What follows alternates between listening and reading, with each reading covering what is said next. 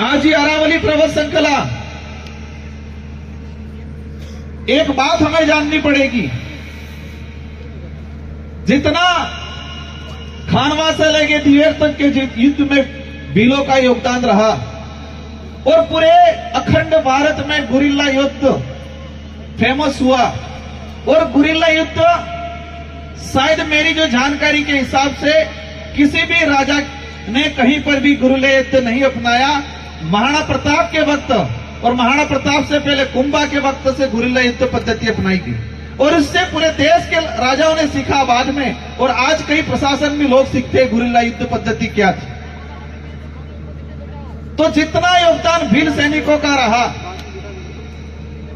इतना ही योगदान इन अरावली की पहाड़ियों का रहा है। अगर ये अरावली की पहाड़ियां नहीं होती कि तो क्या आज इस मेवाड़ को कोई विश्व में देश में जानता? क्यों? क्योंकि अरावली पर्वत श्रृंखला की भौगोलिक परिस्थितियां जो थी, वो मुगल सैनिक और मुगल के जो सेनापति लोग थे, वो इस भौगोलिक परिस्थितियों को नहीं समझ पाए, और इसीलिए वो जाल में फंसते गए और गुरिल्ला युद्ध के शिकार होते गए। गोहिल वंश, बप्पा रावल से अगर हम बात करें, 800 ईस्वी से बात करें, और विशेषकर मुगल काल की बात करें 1500-1600 ईस्वी से, तो जितने युद्ध हुए सारे के सारे अरावली पर्वत श्रृंखला के बीच में हुए। खानवा का युद्ध हो, खमनोर का युद्ध हो, जितने युद्ध हुए कहां हुए? अरावली पर्वत श्रृंखला में। अगर ये अरावली नहीं होती तो शायद हो सकता है हमें कई युद्ध हारने पड़ते, और आज जिस गौरव के साथ हम तीन सीना तान के कह रहे हैं कि हम लड़ने वाले हैं और जीतने वाले, शायद नहीं कह पाते। लेकिन वर्तमान सरकार हमारी इस ऐतिहासिक भौगोलिक स्थिति या भौगोलिक जो क्षेत्र है उसको भी खत्म करने के लिए कानून लाई है, जिसका विरोध अपन सब ने मिलकर किया। मैं बांसवाड़ा डूंगरपुर की जनता को धन्यवाद देना चाहूंगा इस मंच से, जिन्होंने मुझे जिता के लोकसभा में भेजा, और मैं अपने आप को गौरवशाली महसूस करता हूं कि जब अरावली पर्वत श्रृंखला को लेकर सुप्रीम कोर्ट ने 20 नवंबर 2025 को फैसला दिया, मेरी जानकारी में 25-26 नवंबर के आसपास आया, और 3 दिसंबर से मैंने लोकसभा में इसको लगाने का प्रयास किया, और शायद 15-16 नवंबर के आसपास, दिसंबर के आसपास अरावली पर्वत श्रृंखला को लेकर सरकार की सिफारिश पे सुप्रीम कोर्ट का जो फैसला आया, उस फैसले का सबसे पहले विरोध करने का काम आपकी भारत आदिवासी पार्टी के सांसद राजकुमार रोत ने किया है लोकसभा के अंदर। और मैंने आह्वान किया था, मैंने जितने जो क्षत्रिय संगठन बने हुए हम सबसे आह्वान किया था कि अरावली को बचाना, क्योंकि अरावली में हमारे पुरखों का खून बहा हुआ है। यहां ये हमारे ऐतिहासिक पहाड़ियां हैं, ये पहाड़ियां नहीं, पत्थर नहीं है। और इसीलिए मैंने कहा था पार्लियामेंट के अंदर भाजपा के सरकार को कि आप इन अरावली, इन पहाड़े, जल जंगल जमीन को आप संसाधन मानते हो, हम इनको पूर्वज मानते हैं, अपना देवता मानते हैं। मानते कि नहीं मानते? डोंगरा ही, ये पहाड़ है, ये नदियां हैं, इनको अपन क्या मानते हैं? पूर्वज मानते हैं, देवता मानते हैं।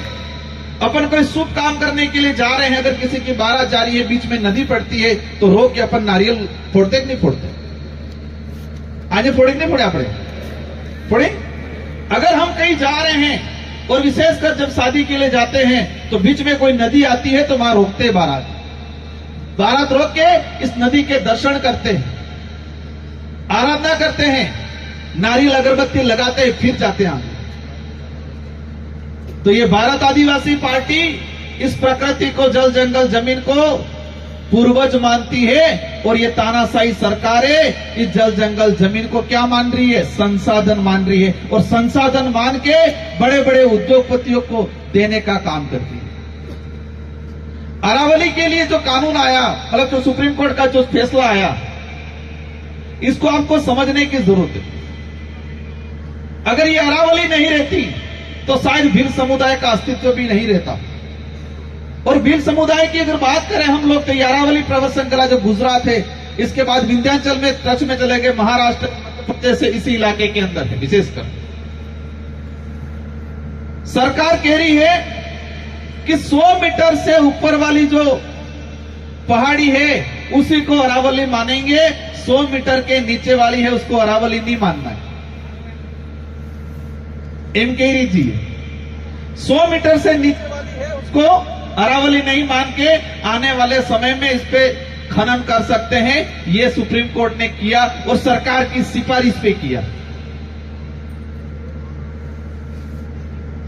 इसलिए किया जा रहा है कि हमारी इस अरावली पर्वत श्रृंखला में अभी लिथियम की खोज हुई है, बॉक्साइड है, यहां पर संगमरम के पत्थर हैं, ग्रेनाइट है। इस अरावली पर्वत श्रृंखला में सारे मिनरल्स हैं और इन मिनरलों को निकालने के लिए विदेशी कंपनियों को लाके लूटने के लिए अरावली की परिभाषा बता दी। क्या अरावली क्षेत्र में रहने वाले समुदाय को पूछा कभी कि अरावली की परिभाषा क्या होगी? उन्होंने तय कर लिया कमरे में बैठ के, दिल्ली में बैठ के 5 लोगों ने मिलके कि अरावली की परिभाषा ये होगी।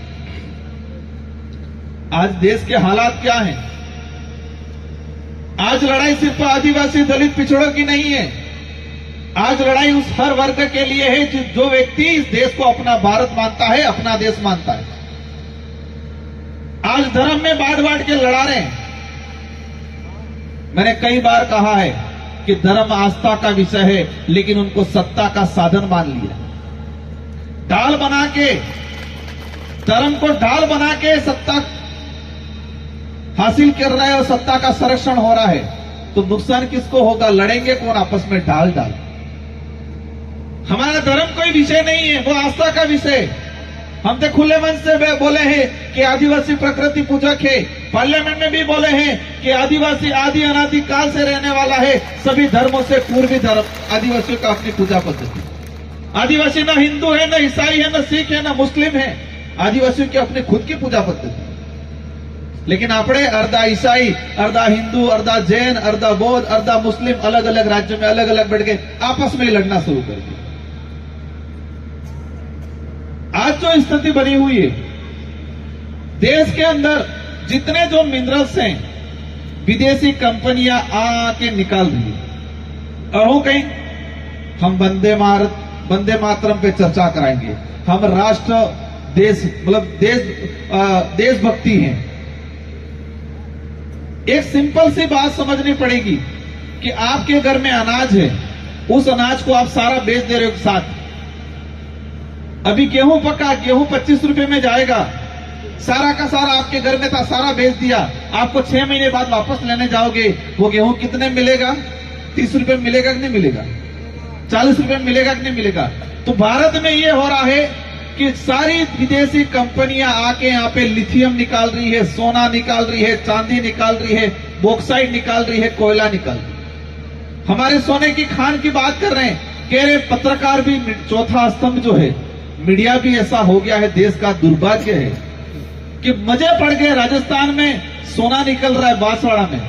कहां की कंपनी है? शायद ऑस्ट्रेलिया की कंपनी। हमारे अब जवाब लेने जाओगे, आज इंडिया में वही हो रहा है कि देश के अंदर खनिज कहां कहां है वो खोज की जा रही है, लेकिन जनगणना की बात 2011 से लेके आज तक नहीं की जा रही। 2021 में जनगणना होनी थी लेकिन नहीं कराई। लोग कितने हैं वो नहीं गिना रहे हैं, किस वर्ग की जाति का कितने लोग हैं वो नहीं गिना रहे हैं, लेकिन इस धरती पे कहां कहां मिनरल से वो गिना गिना के निकाल रहे हैं। अंग्रेज तो एक ईस्ट इंडिया कंपनी लेके आए थे, लेकिन आज आजाद भारत में सैकड़ों विदेशी कंपनियां आ रही है यहाँ पर, तो लूटे ले जा रहे हैं। अब हमको समझ में क्यों नहीं आएगा? सरकार की पॉलिसी रही है, क्या पॉलिसी रही है? लोगों को शिक्षा से वंचित रखो, और वो भी कौन सी शिक्षा? गुणवत्ताहीन मतलब गुणवत्ता युक्त शिक्षा से वंचित रखो। पढ़ाना है, छोटा मोटा पढ़ाना है, डिग्री भी देनी है, 12वीं भी पास कराना है, लेकिन वो गुणवत्ता युक्त एजुकेशन नहीं देना चाहिए, सिर्फ डिग्री तक। आज एजुकेशन सिस्टम पूरा खत्म किया जा रहा है। शिक्षा से वंचित रहेगा या क्वालिटी वाली शिक्षा से नहीं क्वालिटी वाली शिक्षा नहीं मिलेगी तो ही अंधभक्त बना रहेगा।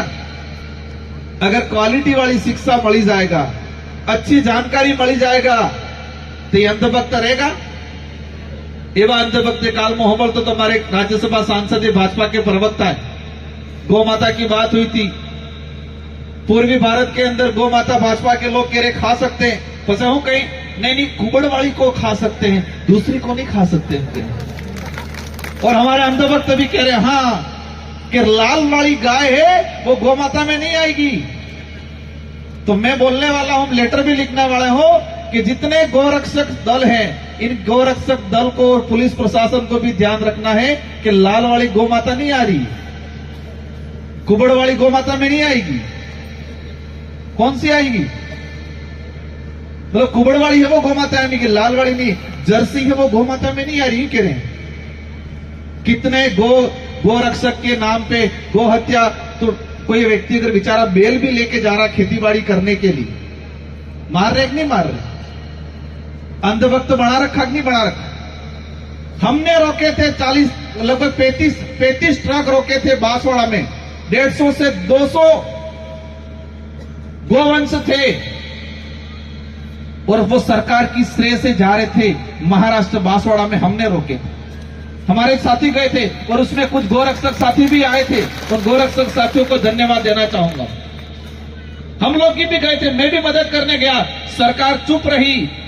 30 से 35 ट्रक में भर के गो वंश जा रहा था, वो कहां से आया कहां गया कोई पता नहीं चला। हमने रुकवाया तो इसके बावजूद भी उनको फ्री कर दिया क्योंकि बड़े लोगों का रास्ता। आज देश में 72 बुचड़ खाने कटला 70 ने 72 बुचड़ खाने हैं, जिन बुचड़ खानों में गोवंश को काटा जाता है। सरकार ने लाइसेंस दिया है, क्या दिया है? सरकार ने लाइसेंस दिया है। और हमारा यहाँ गरीब भाई, कोई आदिवासी दलित पिछड़ा भाई अगर कोई खेतीबाड़ी के लिए जा रहा है तो अपने आप को कई नारा लगाड़ी घर घर करीब जाएंगे, मारने का काम कर रहे हैं। पिछले लोकसभा चुनाव में 2024 में भाजपा की सरकार ने बीफ कंपनियों से, गोमांस की कंपनियों से चंदा लेने का काम किया पार्टी प्रचार में। और अन्य अंधभक्त बढ़ा भी रह जाएंगे।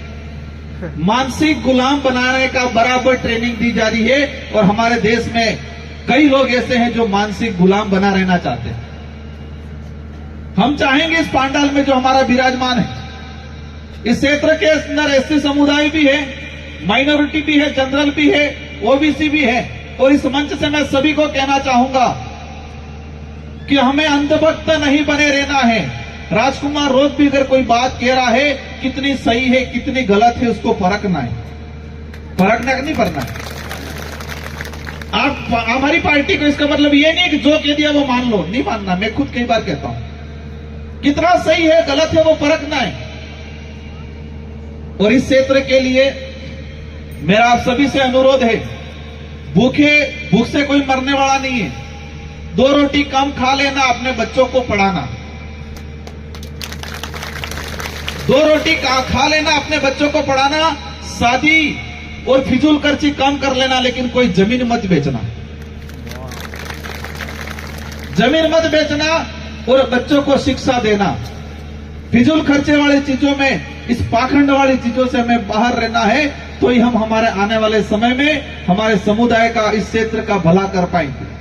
और सारे युवा साथी हैं उनको मैं कहना चाहूंगा, आप सबकी जिम्मेदारी है कि गांव गांव जाके फड़े फड़े जाके भारत आदिवासी पार्टी के, क्योंकि भारत आदिवासी पार्टी ही ऐसी पार्टी है इस क्षेत्र में जो इस क्षेत्र के गरीब तबके का, किसी भी वर्ग का होगा, उन सबका उद्धार करने का काम करेगी। हक अधिकार की लड़ाई यही लड़ सकते हैं।